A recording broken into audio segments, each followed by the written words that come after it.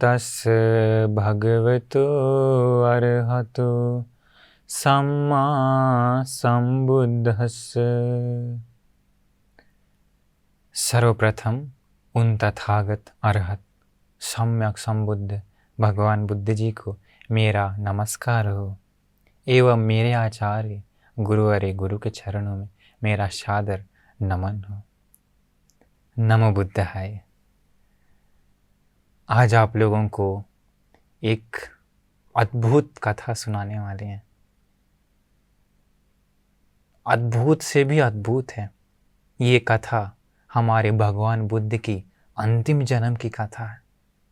अंतिम जन्म की कथा जब पुण्यों को संपूर्ण करने में लगे थे, उस जन्म में उनके दान का बल से, उनका दान ऐसा था कि इस धरती को भी सह नहीं पाया और धरती कई बार कांप उठती है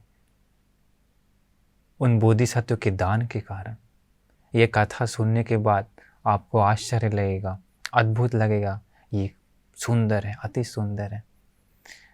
आप लोग जानते ही हैं कि कोई सामान्य व्यक्ति बुद्ध नहीं बन सकता है, अतिशय दुर्लभ है। कल्पों कल्पों के बाद एक बुद्ध जन्म होते हैं। तो हमारे भगवान बुद्ध जी ये बुद्ध बनने के लिए एक जन्म नहीं, दो जन्म नहीं, एक कल्प नहीं, दो कल्प नहीं, असंख्य 4 लाख कल्प और 1 लाख कल्प गुणों को संपूर्ण किए, पारमिताओं को पूर्ण किए, 10 पारमिताओं को, जैसे आप लोग जानते ही हैं। ऐसा दान दिए जो दान धरती पर किसी को नहीं दे सकता, दूसरे प्राणियों को तो सोच भी नहीं सकता उनका दान। ऐसा दान दिए हैं असंख्य 4 लाख कल्प और 1 लाख कल्प में। उनका दान बड़ा ही अद्भुत था। सारा धन संपत्ति दान दे देते थे, उसको कहते हैं दान पारमिता। धन संपत्ति खत्म भी हो जाए फिर भी दान देते थे, दान पारमिता उसको कहते हैं। अपना शरीर का अंगों को दान दे देते थे, शरीर का अंग कट जाए फिर भी दान देने से नहीं रुकते थे, उसको कहते हैं दान उपपारमिता। अपना प्राण भी चल जाता था फिर भी दान देने से नहीं रुकते थे, उसको कहते हैं दान परमत्थ पारमिता। इस प्रकार अनंत जन्मों में पूर्ण किए हैं। तो ये भगवान बुद्ध के अंतिम जन्म की घटना, ये कथा बहुत सुंदर है। आप लोग सुनिए ध्यान से, अद्भुत है ये कथा। तो पूर्व में भगवान बुद्ध जी ये घटना क्यों बताते हैं, इसका कारण क्या था। आप लोग जानते हैं कि भगवान बुद्ध जी बुद्ध बनने के बाद कपिलवस्तु नगर में आए थे। कपिलवस्तु नगर में आने के बाद क्या था, शाक्य लोग घमंडी था, उन लोग प्रणाम नहीं किया। क्यों, सोचा कि ये सिद्धार्थ है, गौतम बुद्ध जी तो हम लोगों से उम्र में कम है, छोटे छोटे लोगों को आगे कर देता है और बड़े बड़े लोग पीछे रहता। भगवान बुद्ध जी देखे कि इन लोग घमंड से है, और जब तक घमंड है तब तक ये ज्ञान मन में नहीं जाता है, जब तक घमंड है मन में। तो भगवान बुद्ध जी उन लोगों का घमंड को दूर करने के लिए आसमान में उड़ जाते हैं। आसमान में उड़ करके यमक महाप्रातिहारिक अद्भुत चमत्कार दिखाते हैं, अपने शरीर से अग्नि और पानी निकालते हैं। ये चमत्कार देखने के बाद सारे लोग का घमंड चूर चूर हो जाता है और सभी लोग भगवान बुद्ध के चरणों में गिर पड़ता है। उसके बाद सभी लोगों का कल्याण होता है। भगवान बुद्ध जी ज्ञान बताते हैं। उस समय एक अद्भुत वर्षा होती है, अद्भुत वर्षा। वो वर्षा देवताओं के द्वारा किया जाता है। उसमें पानी का रंग तांबा का रंग का होता है। और उस वर्षा का खासियत यह है कि जो कोई व्यक्ति चाहता है तो भीगने के लिए भीग सकता है, जो नहीं चाहता वो नहीं भीगता है। कमल की पत्ते पर पानी गिरने की वजह से गिर जाता है, वैसे ही शरीर पर गिरने के बाद अगर मन नहीं है तो वो भीगता नहीं है। तो अद्भुत वर्षा हुई थी। इस प्रकार भगवान बुद्ध ज्ञान बताने के बाद फिर बाद में ख़त्म होने के बाद भंती लोग बात करते कि वाह आश्चर्य है, भगवान बुद्ध का करुणा, अद्भुत वर्षा भी हुई। ये क्योंकि यहाँ परिवार का मिलन हुआ था। तो भगवान बुद्ध जी कहते कि ऐसी अद्भुत वर्षा पहले भी हुई है। ऐसा करके भगवान बुद्ध के अंतिम जन्म की कथा विश्वांतर जातक भगवान बुद्ध जी वहीं से शुरुआत करते हैं। तो आप लोग को वही बताने वाले हैं। तो पहले जम्बू द्वीप में भगवान बुद्ध जी कहते हैं कि जम्बू द्वीप में शिवी नाम का एक देश था। उसी शिवी देश में शिवी नाम का एक राजा था और उसका पुत्र था संजय। महाराज संजय नाम था। तो महाराज संजय को समय के साथ उसका ब्याह होता है एक राजकुमारी के साथ, जिसका नाम रहता है फुसती राजकुमारी। क्या है? महाराज का नाम क्या है? संजय और उनकी रानी का नाम था फुसती। ये फुसती रानी पिछले जन्म में देवलोक में थी, देवलोक में, तावतिंस देवलोक में। तावतिंस देवलोक से ही आती है मनुष्य लोक में, और उस राज परिवार में जन्म लेकर ये संजय राजा जी का पत्नी बन जाती है, रानी बन जाती है। तो इसको बहुत मन था, ये जो रानी थी बहुत पुण्यवान थी फुसती। इसके मन में एक आशा था कि मुझे एक पुत्र उत्पन्न हो जो दानी हो, महादानी हो, दान देने के लिए हमेशा लगे रहता हो, ऐसा पुत्र उत्पन्न हो। तो क्या हुआ, समय के साथ रानी के घर में एक पुण्यवान पुत्र आया। वो और कोई नहीं, हमारे बोधिसत्व थे, हमारे बोधिसत्व। वो बोधिसत्व भी पहले कहाँ थे? तावतिंस देवलोक में ही थे। तो जिस दिन बोधिसत्व घर में आ जाते हैं उसी दिन 60,000, क्योंकि जो तावतिंस देवलोक में थे तो वहाँ भी उनका 60,000 मित्र लोग था, 60,000 देवताओं लोग था। वो सारे लोग भी वहाँ से छूत होकर के मनुष्य लोक में आए और मंत्री लोगों का परिवार में जन्म लिए 60,000। तो जिस दिन गर्भ में आते हैं बोधिसत्व, उसी दिन से फुसती रानी को दान देने का मन आ जाता है, दान देने का इच्छा प्रकट होता है। तो वो क्या करती है कि 6 दानशाला करवाती है, मतलब 6 दानशाला बनवाती है अपने उस पूरे नगर में, और प्रतिदिन 6 लाख सोना का सिक्का खर्च करके दान देना शुरू कर देती है। इस प्रकार दान देते देते जीवन बिता रही थी। अभी देखिए, घर में जैसा पुत्र है उसी के अनुसार माँ का मन भी बदल जाता है। गर्भ में जो पुत्र आया है वो दान देने वाला है, दान देने के लिए पसंद वाला है। माँ को भी दान देने का मन आया। 10 महीना होने के बाद फुसती जो रानी थी, उस रानी को नगर भ्रमण करने का मन आता है, नगर भ्रमण करने का। तो एक सुंदर सजाया हुआ रथ पर आई भ्रमण करना शुरू कर दी। अलग अलग लोगों का, ब्राह्मण लोगों का गली अलग था, मंत्री लोगों का गली अलग था, इसके बाद अलग अलग काम करने वाले लोगों का गली था। तो हर गली गली में घूमने लगी, सुंदर से सजा दिया था। कौन? संजय राजा। क्यों? रानी को घूमने का मन आएगा तो सजाएगा ही। तो इस प्रकार भ्रमण करते करते क्या हुआ, जब व्यापारियों का, व्यापार करने वाले लोगों का गली में जाने के बाद क्या होता है, अचानक पेट में थोड़ा दर्द सा महसूस होता। ऐसा लगता है जैसे गर्भ पुत्र जन्म होने वाला। तुरंत उसी गली में एक सुंदर मंडप में उनको ले गया। वहीं पर हमारे बोधिसत्व का जन्म होता है। सुंदर सोने की रंग का अद्भुत सौंदर्य, तेजस्वी मुख जन्म होता है। जन्म होते के साथ एक अद्भुत चीज होता है। क्या? जन्म के साथ ही बच्चा बोलता है, माँ देने के लिए कुछ नहीं है क्या? देने के लिए कुछ नहीं है क्या? हमारे भगवान बुद्ध जी इस पारमिताओं को पूर्ण करते समय असंख्य 4 लाख कल्प और 1 लाख कल्प के बीच में 3 जन्म ऐसा है जिन जन्मों में जन्म लेते के साथ बोले हैं। सामान्य जन्म लेते के साथ बच्चा रोता है, परंतु जन्म लेते के साथ बोले हैं।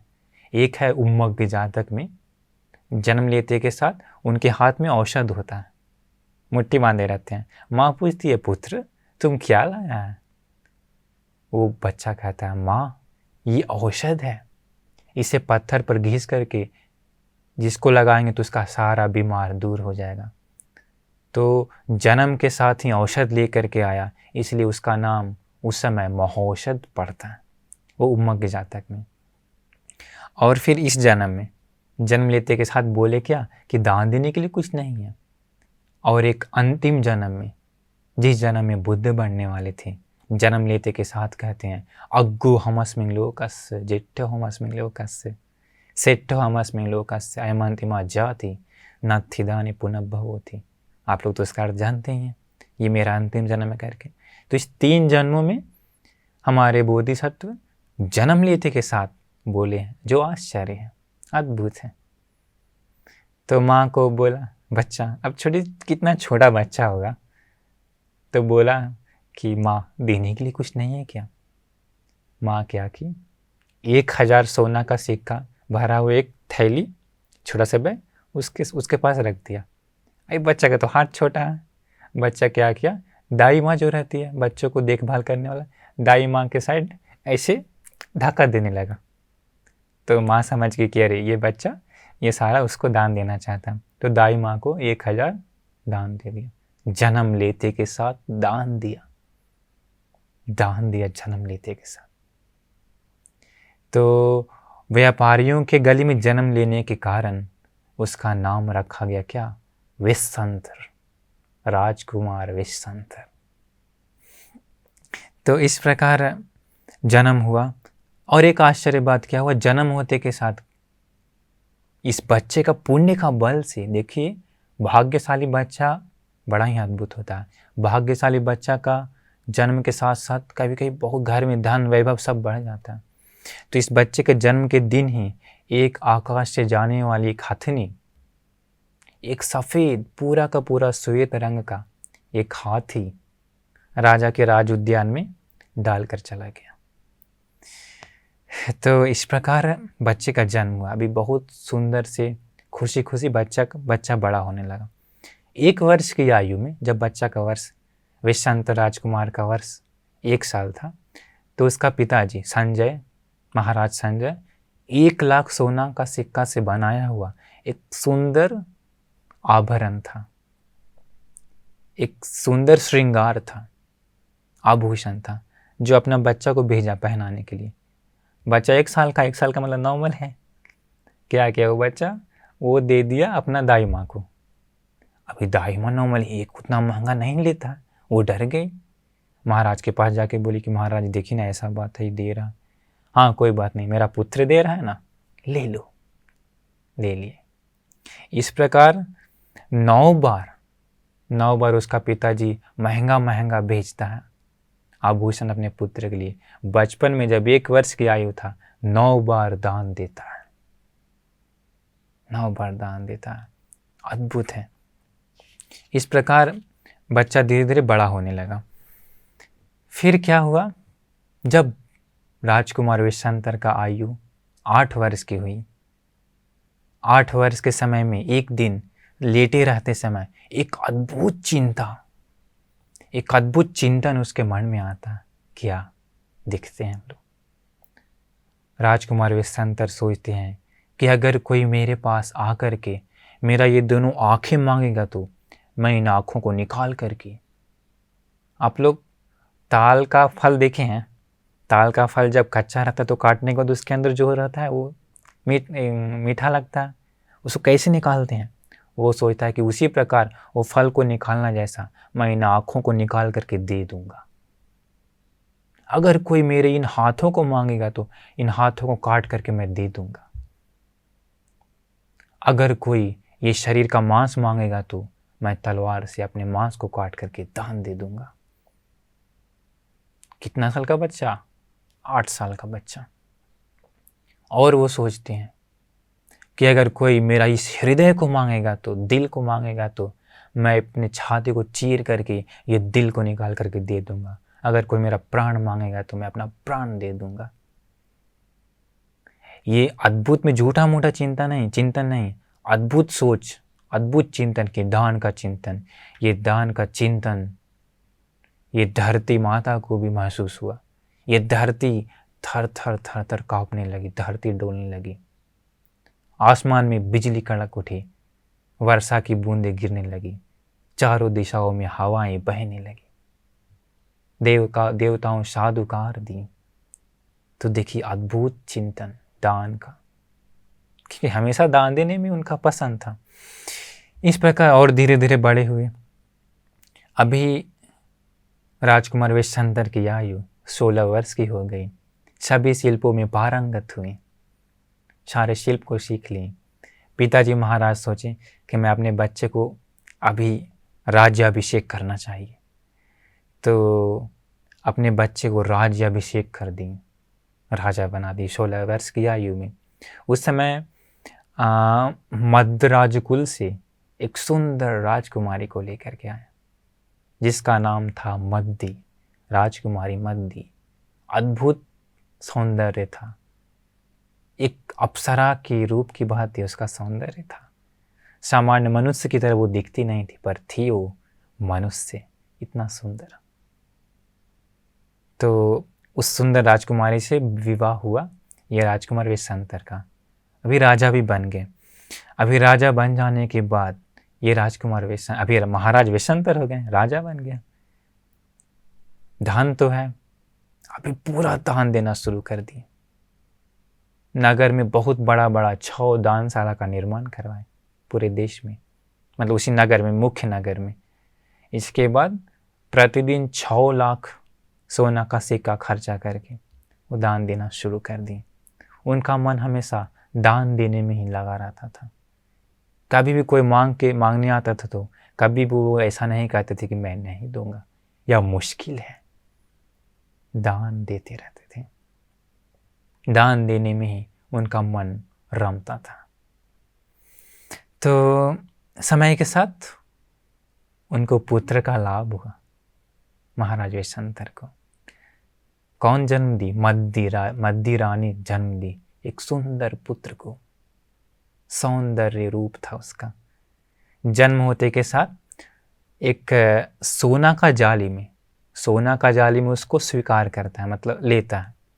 तो सोना का जाली में स्वीकार करने के कारण उस पुत्र का नाम पड़ता है जालिए राजकुमार जालिए। जब ये राजकुमार चलने लगता है तो रानी मद्दी और एक पुत्री को जन्म देती है। पुत्री को, वो भी बहुत सुंदर थी। उसको स्वीकार करता, काला रंग का एक प्रकार का मखमल था, उसी मखमल में स्वीकार करता। तो काला रंग का मखमल में स्वीकार करने के कारण उसका नाम पड़ता है कर्ण जीना। तो इस प्रकार पुत्र जन्म होने के कारण उन लोगों का खुशी का ठिकाना नहीं रहा, और खुश हो गया। तो इस प्रकार वेशंतर राजा एक महीना में 6 बार अपने दान का निरीक्षण करता था कि दान सही से चल रहा है कि नहीं, सही से हो रहा है कि नहीं, कुछ कमी है क्या, कुछ बेसी है। इस प्रकार दान देते रहता था। तो देखिए दुर्भाग्यवश क्या हुआ। अभी ये लोग हैं शिवी देश में, उस समय और एक देश था जम्बूद्वीप में जिसका नाम था कालिंग। उसी देश में दुर्भिक्ष हो जाता है, वर्षा नहीं होती है। वर्षा नहीं होने के कारण हाहाकार मच जाता है जनता में। इसके बाद जनता लोग राजा को आके कहता है कि महाराज वर्षा नहीं हो रही है, कुछ करिए, दुर्भिक्ष बढ़ गई है। वहाँ का राजा उपोषण धारण करता है, पुण्य कहता है, परंतु वर्षा नहीं हुई। तो इसके बाद वर्षा हुई नहीं। इसके बाद वहाँ का जनता लोग और मंत्री लोग आकर के राजा को कहा कि महाराज आप नहीं सुने हैं, शिवी देश में एक राजा है जिसका नाम है वेशंतर। उसी राजा के पास एक श्वेत हस्ती है जिसका नाम है पच्चय। वो हाथी जहाँ जहाँ जाता है वहाँ वहाँ वर्षा होती है। इसलिए महाराज आप उस हाथी को यहाँ मंगवाइए, यहाँ वर्षा जरूर होगी। तो राजा बोला ये बात भी ठीक है। तो राजा क्या किया, 8 ब्राह्मणों को बुलवाया जो अच्छा से बातचीत कर सके। उन ब्राह्मणों को बुलवा करके भेज दिया कि जाओ महाराज वेशंतर से वो हाथी दान मांग कर लेकर के आओ। तो अभी ये लोग गया, सबसे पहले गया पूर्व द्वार की ओर गया, परंतु पूर्णिमा के दिन गया था, परंतु राजा मिल नहीं पाया उस जगह पर। ये लोग तुरंत दौड़ करके दक्षिण द्वार के पास गया, क्योंकि चारों द्वार के पास था दानशाला। दक्षिण द्वार के पास जा करके एक ऊंचे जगह पर खड़े हो करके बोलने लगा, महाराज की जय हो, महाराज की जय हो। राजा को सुनाई पड़ा। राजा हाथी को उसके पास ले गया। क्या चाहिए तुम लोगों को, क्यों तुम लोग हमारे जय जयकार कर रहे हो। वो लोग कहता है कि महाराज, हम लोग कालिंग देश से आए हैं, कालिंग देश में दुर्भिक्ष हो गई है, वर्षा नहीं हो रही है। महाराज कृपा करके ये हस्ती, ये हाथी हम लोग को दान के रूप में दीजिए ताकि वहाँ कल्याण हो। महाराज विश्वामित्र के मन में एक पल के लिए भी नहीं आता है, कह रहे ये तो मेरा हाथी है, हम कैसे दे सकते हैं, राजकीय हाथी है। बल्कि ऐसा विचार आता है, अरे हम तो सोच रहे थे कि कोई मेरा आंखें मांगे, मेरा कोई मांस मांगे, मेरा हृदय मांगे, मेरा प्राण मांगे, पर ये लोग तो बाहरी चीज मांग रहा है, ये तो बाहरी वस्तु है। विचार कैसा है उनका, अद्भुत है। उसी समय हाथी से उतर करके चारों ओर घूम के देखा कि हाथी सजा हुआ है कि नहीं, कंप्लीट सजा हुआ है हाथी। उस हाथी, वो कितना हाथी सजाया हुआ था, उसका दाम पता है कितना था? 64 लाख सोना का सिक्का। 64 लाख सोना का सिक्का से सजा हुआ था। उसी समय एक क्या वो ले करके क्या बोलते हैं उसको, कमंडल ले करके हाथी का सूंड उन ब्राह्मणों के हाथ में रख करके पानी गिरा करके वो हाथी दान दे देता है। हाथी दान दे देता है राजा। वो हाथी दान देते समय ये धरती को सहन नहीं कर पाता, उस गुण को। ये धरती कांप उठती है, बिजली कड़क उठती है, मेघ गरज उठते हैं, वर्षा की बूंदें टपकती है, चारों तरफ हवाएं बहती है, देवताओं साधुकार देते हैं। तो इस प्रकार ये हाथी उसी समय दान दे दिया। अभी दान देने के बाद महाराज विश्वामित्र के मन में खुशी बहुत ज़्यादा हो गया, बहुत ज़्यादा हो गया। खुशी होकर के अपने मित्रों के साथ, जो 60,000 मित्र थे वो भी बड़े हो गए थे, मित्रों के साथ राजमहल में गए और राजमहल में दान के बारे में बात करते हुए हर्ष उल्लास के साथ खुश हो रहा था राजा विश्वामित्र। तभी वो जो दान लिया ब्राह्मण लोग, वो ब्राह्मण लोग क्या किया, दक्षिण साइड से था ना, दक्षिण से अभी उत्तर दिशा की ओर जा रहा है। उत्तर द्वार से निकला तो पूरा नगर के बीच से जाता है। नगर के बीच से जाने के बाद आदमी लोग बोलने लगा, अरे तू कौन है, ये हमारे महाराज का हाथी है, तुम लोग तू कहाँ ले जा रहा है, तुम लोग कहाँ ले जा रहा है। वो लोग बोलता है, तुम लोग कौन है, हटो यहाँ से, ये हम लोगों को हमारे राजा ने दिया है, महाराज विश्वामित्र ने दिया हम लोग की हाथी, तुम लोग कौन होता है। ऐसे करके उन लोग को मजाक उड़ाते उड़ाते वो ब्राह्मण लोग हाथी लेके चला गया। अभी देखिए पूरा जनता में मारावेश हो गया, मारावेश हो गया। पूरा जनता, उस देश का पूरा जनता क्रोधित हो गया। क्रोधित होकर के राजमहल में गया। राजमहल में जा करके विश्वामित्र राजा का पिताजी कौन था, संजय महाराज। संजय महाराज के पास जाकर पूरा जनता ही नहीं, पूरा सेना में जो हस्ती सेना होता है, अश्व सेना होता है, रथ सेना होता है, पैदल सेना होता है, सब अभी एक साइड हो गया।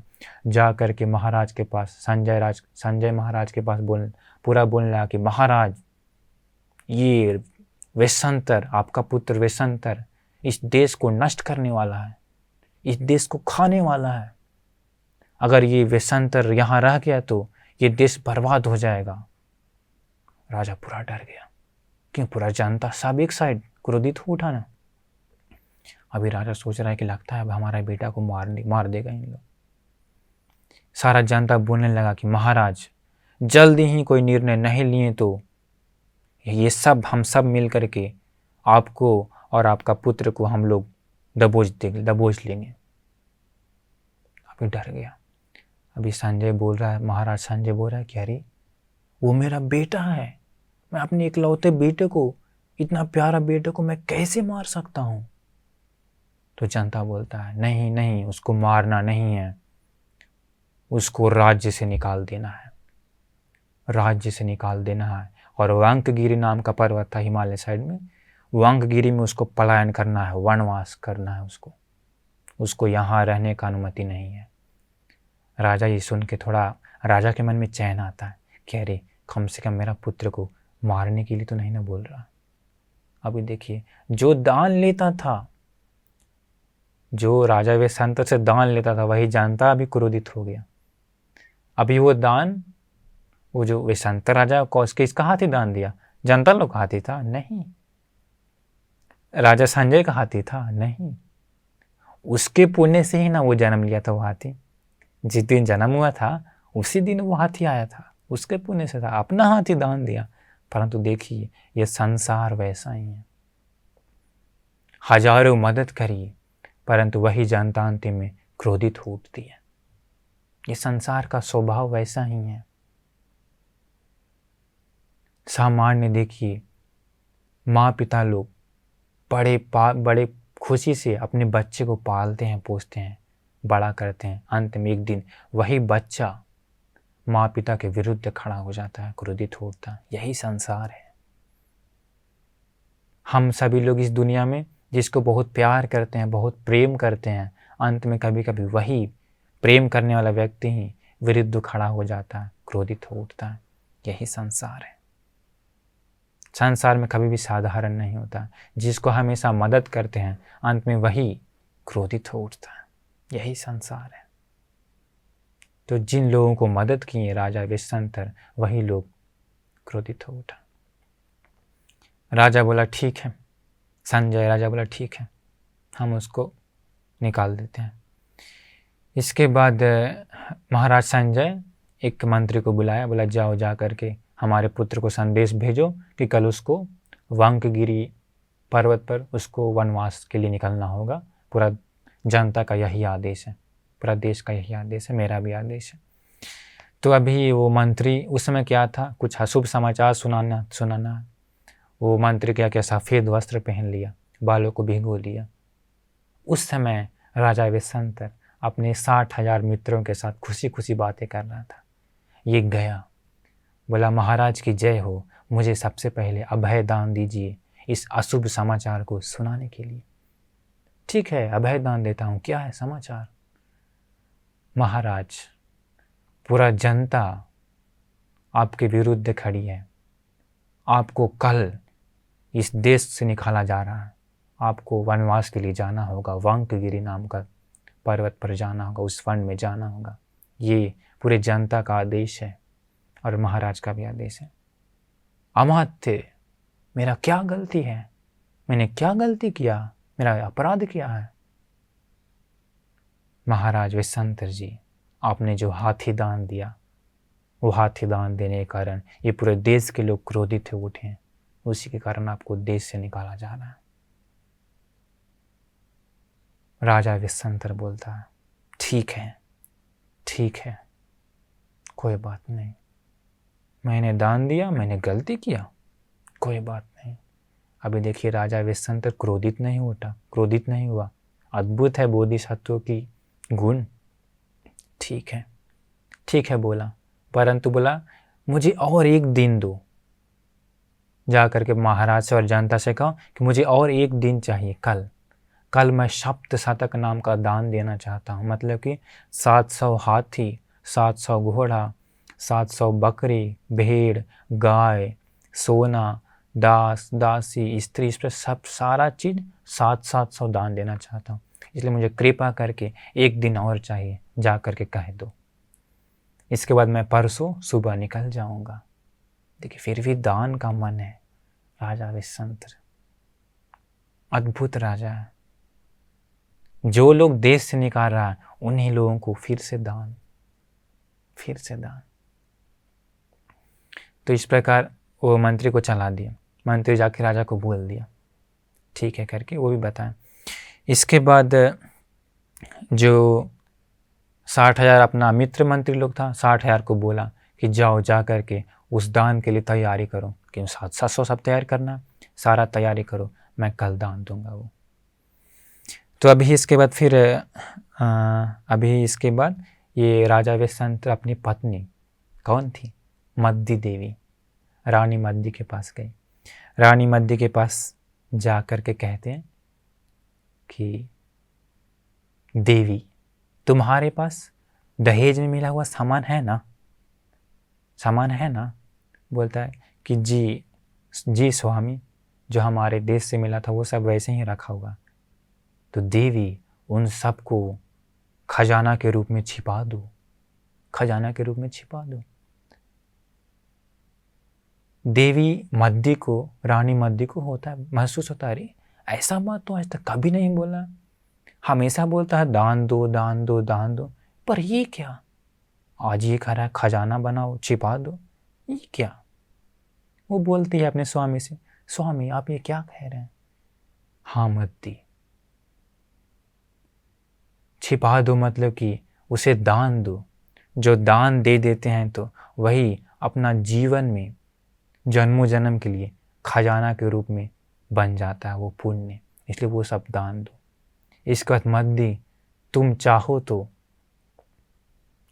दान देते हुए इसी महल में रहो, अगर तुम्हें चाहिए तो तुम किसी दूसरे स्वामी के पास जा करके, किसी दूसरे स्वामी के पास जाके उसके साथ विवाह कर लो, और चाहिए तो उसी के साथ रहो, और जैसे मुझे सेवा करती हो वैसे उसे सेवा करो। अभी रानी को, उसके पत्नी को विश्वास नहीं हो रहा है। वो कहती है कि स्वामी अब ये क्या कह रहे हैं, ये कैसी अशुभ बातें बोल रहे हैं, आपको ये क्या हो गया। वो राजा बोलता है कि मद्दी, प्रिय मद्दी, मुझे कल इस देश को छोड़ करके जाना है, मुझे वनवास जाने का आज्ञा मिला अपने महाराज से और जनता से, इसलिए कल मैं वनवास के लिए जा रहा हूँ, इसलिए मद्दी तुम जाओ और जहाँ तुम्हें मन है वहाँ रहो, दूसरे स्वामी के पास जाना तो वहाँ जाओ। तो देखिए उसका पत्नी, वो कितनी पतिव्रता थी, उसकी पत्नी रानी मद्दी, वो कहती है कि हे स्वामी मेरा ये जीवन आप पर ही निर्भर है, आपके बिना मेरा ये जीवन नहीं है। हे स्वामी मेरा ये दहेज जो है, मेरा दहेज भी आप ही हैं, आपके बिना मेरा कोई दहेज नहीं है। हे स्वामी आपके बिना जीवन जीने से ज़्यादा मरना उत्तम है, आपके बिना इस जीवन के जीने से क्या लाभ, क्या प्रयोजन। हे स्वामी आपके मृत्यु के पश्चात आपके चिता में अंतिम आग लगा करके मैं भी उस चिता में जलकर मर जाऊंगी, यही मेरे लिए उत्तम है।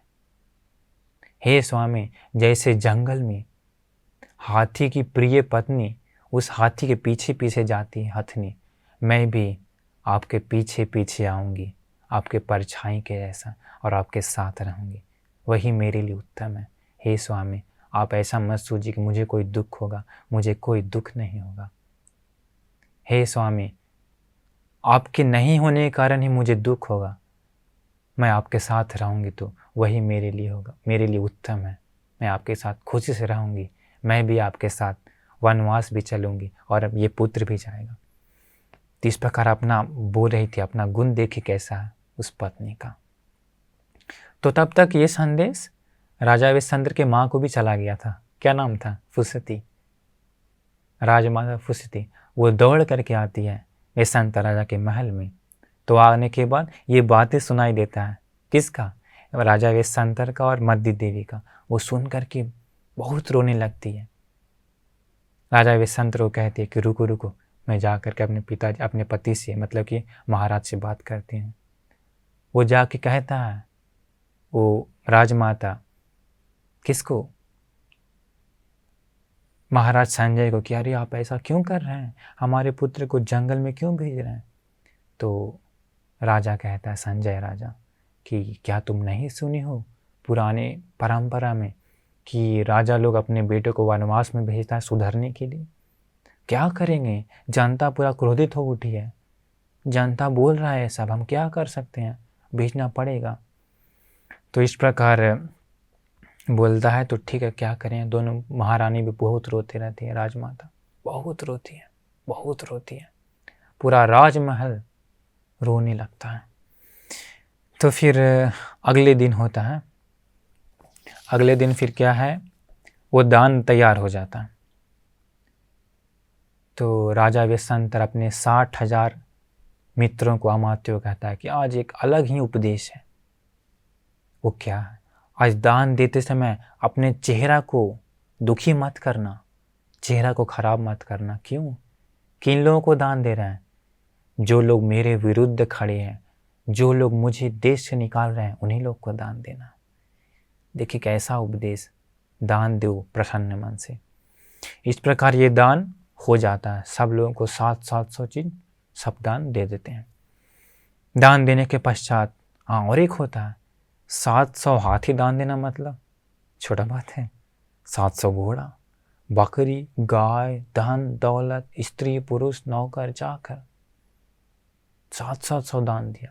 700 दान देने के बाद ये धरती इस दान का गुण को सह नहीं पाती है। ये धरती माँ कंपित हो उठती है, कंपित हो उठती है।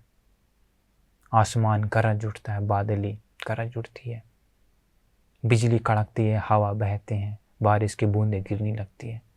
इसके दान को ये धरती भी महसूस हो जाता, धरती को भी। तो दान के पश्चात अभी रात में राजा विश्वामित्र गया महाराज के पास। महाराज, जो पुत्र अपने हाथी को दान दिया वो गलत हो गया, उसी अपराध में मुझे वनवास भेजा जा रहा है। कोई बात नहीं, मैं जाऊंगा वांकगिरी नाम का जंगल में। महाराज, आप पंचकाम भोग में डूबे रहिए, मैं जा रहा हूँ, आशीर्वाद दीजिए। पिता को प्रणाम करता, माँ को भी प्रणाम करता। महाराज संजय कहते हैं कि पुत्र तुम जाओ, परंतु इस मद्दी राजकुमारी रानी मद्दी को मत लेकर के जाओ। विश्वामित्र कहता है, राजा विश्वामित्र कहता है कि महाराज, एक दासी भी मेरे पीछे ना आए, अगर उसे पसंद ना हो तो मैं किसी को साथ नहीं लेके जा रहा हूँ। उसी समय विश्वामित्र राजा की पत्नी कहती है मद्दी, महाराज ऐसा मत बोलिए। पिताजी महाराज, स्वामी के बिना मिले सुख से मुझे कोई लाभ नहीं, बिन स्वामी के मुझे कोई सुख नहीं। महाराज मुझे जाने दीजिए। तो राजा कहता है, संजय राजा कहता है कि रानी मद्दी, तुम नहीं जानती हो, वनवास का जीवन बड़ा दुख होता है। मच्छर, मक्खी, सांप, बिच्छा, शेर, बाघ, भालू आदि जंगली जानवर रहते हैं, बहुत दुख है, तुम मत जाओ। तो देखिए, विश्वामित्र राजा की पत्नी रानी मद्दी, पता है कौन थी वो? यशोधरा थी वो कहती है कि महाराज, बिना पानी के नदी नंगा के समान होता है। मतलब बिना पानी के नदी नंगा के समान होता है। बिना राजा के एक देश भी नंगा के समान होता है। 10 भाइयों के सामने एक विधवा स्त्री भी नंगा के समान होता है, नग्न के समान होता है। इसलिए हे महाराज, मैं बिन स्वामी के नहीं रह सकती हूँ, मुझे स्वामी चाहिए। रथ की पहचान ध्वज से होता है। महाराज को कहता है कि रथ की पहचान ध्वज से होता है, आग की पहचान धुआं से होता है, देश की पहचान एक राजा से होती है। उसी प्रकार एक पत्नी की पहचान उसके पति, उसके स्वामी से होती है। इस प्रकार विधवा होना दुख है, इसलिए मैं बिना पति के नहीं रह सकती हूँ। महाराज मुझे जाने दीजिए। इस प्रकार वो भी अनुमति ले लेती है। तो अभी अनुमति हो गया, रात हुई। सुबह क्या होता है, ये रानी मद्दी अपने पुत्रों के साथ पहले ही रथ में बैठ जाती है। इसके बाद सुबह राजा विश्वामित्र रथ पर चढ़ता है। रथ पर चढ़ करके अभी जनता रो रहा है, उस समय बड़ा क्रोधित हो गया। इस प्रकार रोते रोते ये निकल गया दान देते हुए। राजा विश्वामित्र की माँ फुसती रानी 7 रथ, सोना चांदी से भरा हुआ 7 रथ भेजती है अपने बेटे के लिए दान देने के लिए, क्योंकि बेटा दान देने के लिए हमेशा पसंद है। पिताजी भी 7 रथ भेजता है। इस प्रकार 14 सोना चांदी का रथ जाते जाते भी दान देते हैं, जाते जाते भी। अभी 14 रथ सोना चांदी दान दे दिया। अभी नगर से बाहर निकल गया, नगर से पूरे बाहर आ गया। बाहर आने के बाद एक बार फिर से अपने जयतुरा नाम था नगर, सीवी देश के अंदर, अपने नगर को वापस देखने का मन करता है। ऐसे मन आते हैं, क्या होता है, आश्चर्य। रात को घुमाना नहीं पड़ता, ये धरती घूम जाती है, धरती ही घूम जाती है। इसके बाद राजा विश्वामित्र कहता है कि मेरे प्रिय मध्य देखिए, देखो हमारा नगर कितना सुंदर है, देखो। तो उस दान की, वो जो दान देता है, फिर से क्या होता है, धरती कांप उठती है, पूरी धरती कांप उठती है उसके दान के गुण से। इस प्रकार अभी हो गया।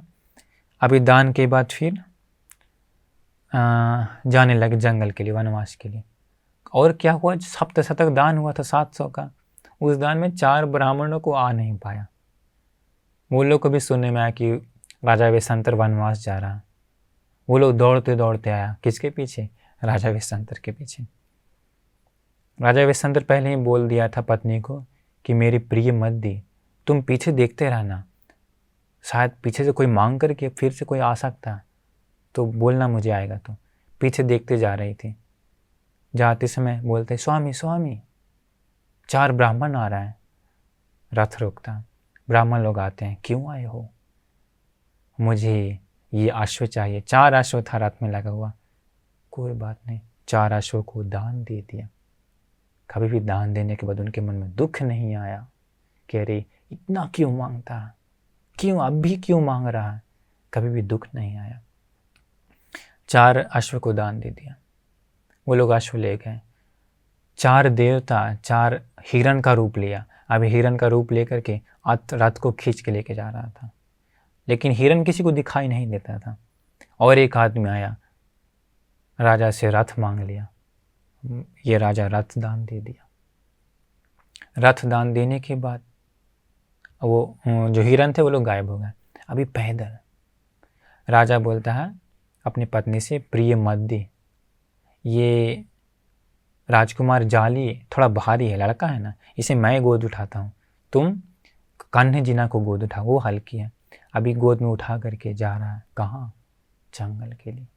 क्यों, दान देंगे इसलिए, हाथी दान दी इसलिए। देखिए ये संसार कैसा है। जाते समय राजा विश्वामित्र के बोधिसत्व के अनुभव से क्या होता, जो फल थे ना दोनों साइड रास्ते में जाते समय फल मिलता, वो फल अपने आप नीचे झुक जाते हैं। क्यों, बच्चा लोग, उसका बेटा कहता है कि मुझे भूख लगी है, तो उन लोगों के हाथ में फल आ जाता था। इस प्रकार कितना योजन था पता, कितना किलोमीटर था वनवास जाने के लिए, 600 किलोमीटर था। तो 300 किलोमीटर देवताओं छोटा कर दिया रास्ता को तुरंत, और तुरंत ये लोग चेतीय नाम का दूसरे देश में पहुंच गए। चेतीय देश में जाने के बाद वहाँ का राजा को तुरंत संदेश आया कि राजा विश्वामित्र वनवास जा रहा। वो लोग आया, राजा विश्वामित्र कहता है कि आप चिंता मत करिए, हम जाके समझाते हैं आपके महाराज को। नहीं नहीं नहीं, ऐसा कोई ज़रूरत नहीं है, कोई ज़रूरत नहीं। महाराज विश्वामित्र आप चिंता मत करिए, आप इस देश में राज्य करिए, हम लोग आपको राज्य देने के लिए तैयार हैं, देश देने के लिए तैयार हैं। कहता है नहीं नहीं, मुझे नहीं, मुझे वनवास ही चाहिए।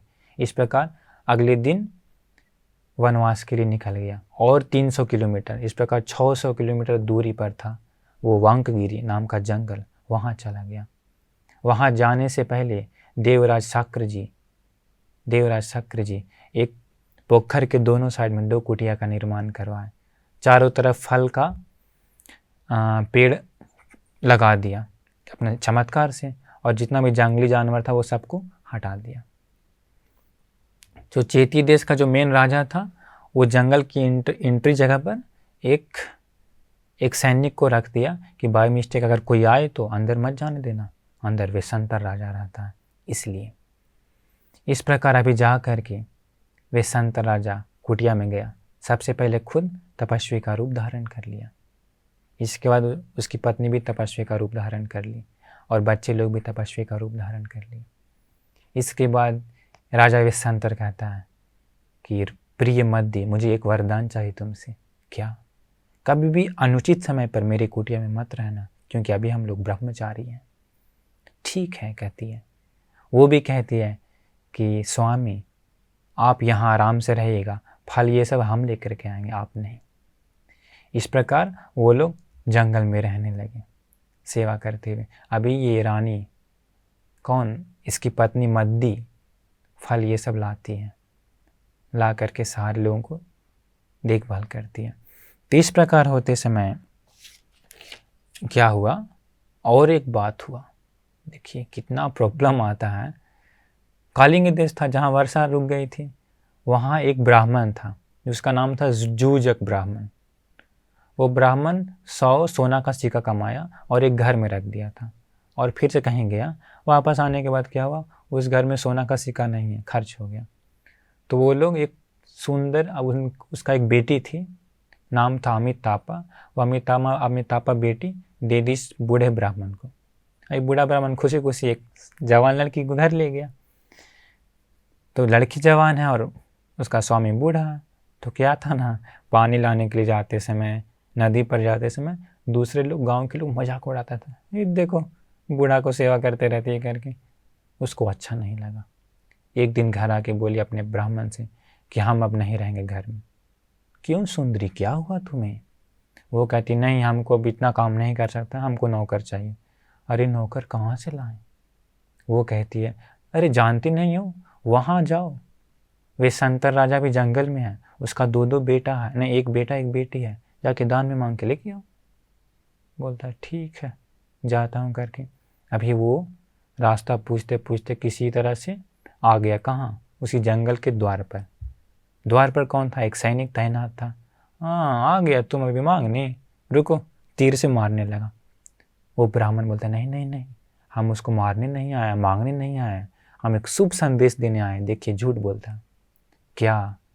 कि कुछ दिनों के बाद तुरंत अभी राजा को बुलाने वाला है, राजा को तुरंत ये पिताजी महाराज बुलाएंगे। हाँ ये शुभ संदेश है, ठीक है जाओ। इस प्रकार किसी तरह से जाते जाते अंदर रास्ता में चल जाता, पहुंच जाता है कुटिया के पास। वो सोचता रात में जाना अच्छा नहीं है। क्यों? स्त्री लोग दान देने से मना कर देगी, उसकी पत्नी दान नहीं देगी। कल जाएंगे। सुबह हुआ। हाँ और एक होता है क्या, रात में उसकी पत्नी मद्दी एक खतरनाक स्वप्न देखती है। क्या? एक काला रंग का आदमी आता है, लाल कपड़ा पहनते हुए, आंखें लाल लाल, आकर के दोनों हाथ को काट देता है। रानी का दोनों को हाथों को काट करके, पेट को चीर करके, दिल को निकाल करके लेके चल जाता है। रानी डर जाती है, उठती है, रात में ही जाती है अपना स्वामी का कुटिया में। स्वामी, वो कहता है राजा ए संतन क्या हुआ, इस समय क्यों आई? नहीं एक खतरनाक स्वप्न देखे, ऐसा। तो वो राजा वेशंतर समझ जाता है कोई पुत्र को दान मांगने के लिए आ रहा है, लेकिन बोलता नहीं है। बोलता है कि प्रिय मद्दी, जंगल है ना, नींद नहीं आता है, कोई बात नहीं, जाओ सो जाओ। सो जाती है। अगले दिन बेटा लोग को कहती है कि बेटा मैंने खतरनाक स्वप्न देखा, ध्यान से रहना। इस प्रकार बोल करके चली आती है फल लाने के लिए। अभी सुबह में कौन? वो आता है, वो ब्राह्मण आके कहता है वेशंतर राजा से कि महाराज मुझे दान चाहिए। क्या चाहिए? आपका पुत्र और पुत्री चाहिए। ठीक है मैं दे दूंगा। वो आवाज़ सुनने से पहले ही वो दोनों बच्चा था, जो दो बच्चा बच्ची थी, जाली और कन्ह जी ना, डर जाते उस ब्राह्मण को देख करके और जाके तालाब में छुप जाता है। तो ठीक है मैं दान देता हूँ ये कहा। ये कहते के साथ वो ब्राह्मण कहाँ है, लेकिन दान दिखाई नहीं दे रहा है वो बच्चा लोग। ये राजा वेशंतर राजा कहता है कि ठीक है मैं दान दूंगा, परंतु शाम को दूंगा, हमारी पत्नी मद्दी आने के बाद। ब्राह्मण कहता नहीं मुझे अभी चाहिए, स्त्रियां लोग दान देने में बड़ी बाधा करती है, मुझे अभी चाहिए। ठीक है करके अपने बच्चों को बुलाता है। उस समय बच्चा लोग छिपा रहता है। बच्चों को बुलाता है, बोला पुत्र कहाँ हो, आओ मेरे इस दान पारमिताओं को पूर्ण करने के लिए मदद करो। इस भवसागर से पार जाने के लिए नौका बन जाओ। मैं भवसागर से पार जाऊंगा और तुम लोगों को भी निर्वाण दिलाऊंगा। ऐसा कहते के साथ वो दोनों आ जाते हैं। उस दोनों बच्चों को दान दे देता है। वो ब्राह्मण बच्चों का हाथ बांध करके मारते मारते लेके जाता है। राजा की आंखों में बहुत आंसू आ जाता है, क्यों? अपना बेटा लोग को मारते लेके जा रहा। मारते हुए लेके जाते समय ब्राह्मण गिर जाता है। वो तुरंत बच्चा लोग दौड़ते हुए आ जाता है, पिताजी के पैरों में गिर जाता है, बोलता है पिताजी पिताजी वो आदमी नहीं है, वो राक्षस है, हम लोग को खा जाएगा, पिताजी हम लोग को मत दीजिए। पर दान देने के बाद कभी भी बोधिसत्व के मन में दुख नहीं आया, पश्चाताप नहीं किए। वो दान फिर से वो लेके गया। एक पल के लिए मन में आया, अरे ये ब्राह्मण मेरा बेटा लोग को दुख दे रहा, क्या इसका गर्दन अलग कर दूं मैं, तलवार से काट दूं मैं और बच्चों को छुड़ा लूं। अगले ही क्षण मन में आता है कि अरे मैं अगर दान नहीं दूंगा तो कैसे मैं बुद्धत्व को पाऊंगा, कैसे मैं बुद्ध बनूंगा, कैसे मैं बुद्ध बनूंगा। ऐसे सोच करके बहुत बर्दाश्त करते हुए रहता था। इस प्रकार वो ब्राह्मण लेके चला जाता है बच्चों को। रास्ता में देवताओं का अनुभव से रात में देवताओं उसके माँ पिताजी का रूप लेकर के ब्राह्मण सोने के बाद बच्चा लोग को खिलाता पिलाता था। तो इसी प्रकार लेके गया। अगले ही दिन शक्र देवराज जी सोचा कि अभी वे संत राजा अकेले और पत्नी है, अगर कोई और आकर के उसका पत्नी को भी दान मांग लेगा तो राजा अकेला पड़ जाएगा, मुझे कुछ करना चाहिए। अगले दिन देवराज शक्र जी एक ब्राह्मण का रूप में आता है और राजा विश्वामित्र से मांगता है कि मुझे आपकी पत्नी दान में चाहिए, मुझे आपकी पत्नी दान में चाहिए। राजा विश्वामित्र बिना दुख हुए पत्नी की ओर देखता है। पत्नी बोलती है आपको जो चाहिए वो करिए स्वामी। अपनी पत्नी को दान दे देता है उस ब्राह्मण को। वो ब्राह्मण उसके बाद कहता है कि मैं देवराज शक्र हूँ और आपने अपनी पत्नी को दान दे चुके हैं, आप दोबारा ये किसी को नहीं दे सकते, मैं इसको वापस आपको ही लौटाता हूँ। इसके बाद बहुत खुश हो जाता है देवराज शक्र जी, पूछता है क्या चाहिए, आपको जो चाहिए वो मांगिए। विश्वामित्र कहता है कि मुझे वापस राजपाट चाहिए, मुझे दान देना है। ठीक है, कुछ दिनों में आपका पिताजी महाराज यहाँ आएगा और लेकर के जाएगा। तो ये हो गया। जो ब्राह्मण था जो बच्चों को ले गया वो भी नहीं जानता है, देवताओं का अनुभव से सीधा पता कहाँ पहुँच जाता है, राजा संजय के महल में पहुँच जाता है। राजा संजय सोना चांदी सब धन दौलत दे करके बच्चों को ले लेता है और बच्चों के द्वारा मार्ग से आता है वापस जंगल में। और जंगल में आकर के पूरे साज दहाज से अपने पुत्र को वापस लेकर के जाता है। नहीं, और एक होता है क्या कि जब आता है ना तो ये रानी मद्दी जो मद्दी थी अपने पुत्रों को देखती है तो देखते के साथ इतना दुख होता है। बेटा बेटी भी दौड़ते आता है, ये भी दौड़ते जाती है, इतना दुख होता है, बेहोश हो जाता है। उसका पिताजी भी अपने पुत्र को देखते के साथ बेहोश हो जाता है। राजा विश्वामित्र भी बेहोश हो जाता है, ये सारे लोग बेहोश हो जाता है। अंत में इतना दुख होता है कि पूरा सारा सेना बेहोश हो जाता है। दूसरे आदमी पर पानी छिड़कने के लिए किसी का होश नहीं रहता, सब बेहोश पड़ा, इतना दुख था। उसी समय देवराज शक्र जी एक वर्षा करता है, वही वर्षा तांबा रंग का पानी। वो वर्षा होने के बाद सारे लोग उठ जाते हैं। इस प्रकार वापस जाते हैं राज्य में, जीवन भर दान देते हैं और दान देने के बाद अंत में राजा विश्वामित्र दूसरी देवलोक में जाता है। वो रहता है राजा। विश्वामित्र राजा ही हमारे बोधिसत्व रहते हैं। रानी मद्दी ही यशोधरा होती है और जो पुत्र था जालिय कुमार वो राहुल होते हैं और जो उसकी बेटी थी कन्हजिना उप्पलवन्ना होती है। तो इस प्रकार अंतिम जन्म में बहुत दान ही दिए। इस प्रकार अपने पारमिता को पूर्ण करते हैं और अंत जन्म में बुद्ध बन जाते हैं। बुद्ध बन के सारे देव मनुष्यों को मुक्ति का मार्ग बताते हैं। तो ये थी विश्वामित्र जातक, जो संक्षेप में बताएं, जातक बहुत लंबी है। तो ये थी हमारे भगवान बुद्ध के अंतिम जन्म की कथा।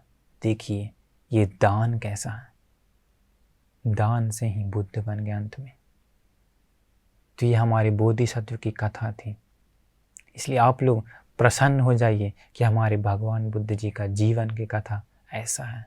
पसंद हो जाइए, वो प्रसन्नता भी आप लोगों का पुण्य के लिए होगा। तो आप लोग भी दान ही प्रयास करिए, दान ही दीजिए, दान देते हुए जीवन बिताइए। आप लोग का जीवन कल्याण होगा, मंगलमय होगा। नमो बुद्धाय।